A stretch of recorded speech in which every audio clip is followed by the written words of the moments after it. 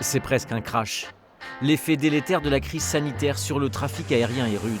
7 millions de passagers en 2019 sur Nantes Atlantique, 2,3 millions seulement en 2020. Le groupe Air France est en plein plan social et Transavia, sa filiale low cost, attend l'été comme le Messie.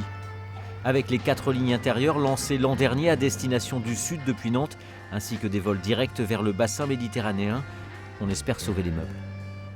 On sait très bien que dès que la possibilité leur sera offerte, on aura une demande qui sera très forte vers ces destinations d'Europe et du bassin méditerranéen. Comme ça a été le cas dans une certaine mesure l'été dernier, les gens pourront à nouveau partir. On espère que les vaccins auront aussi donné des premiers résultats d'ici là et que vraiment les gens pourront partir cet été. Près de 2000 emplois gravitent autour de l'aéroport en temps normal. Avec la baisse du trafic, des centaines de petites mains n'ont plus de bagages à manipuler, de passagers à faire transiter, de fret à sécuriser. Ici, le chômage partiel est devenu la norme et les grosses turbulences sont pour les plus précaires. Il y avait une quinzaine de CDD qui devaient signer des CDI. Donc malheureusement qu'on n'a pas pu prolonger.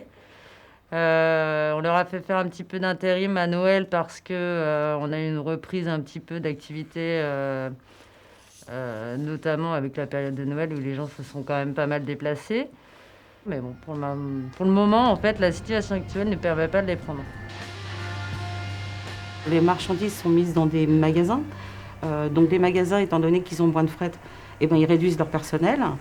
Les agents de sûreté qui font justement la sûreté pour ce fret-là, c'est pareil, c'est la même chose, ils sont impactés, donc ils réduisent leur personnel.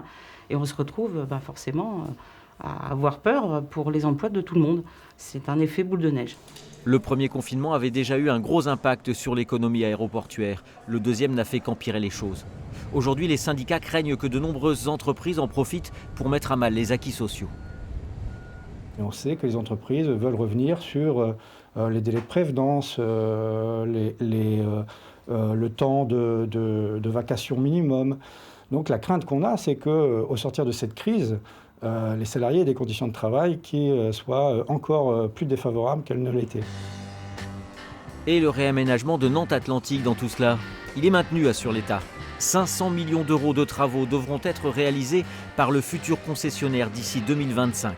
Des chiffres qui reposent toujours sur une estimation de 11,4 millions de passagers annuels à l'horizon 2040. Alors réalisme ou méthode Coué, ça, c'est l'avenir qui le dira.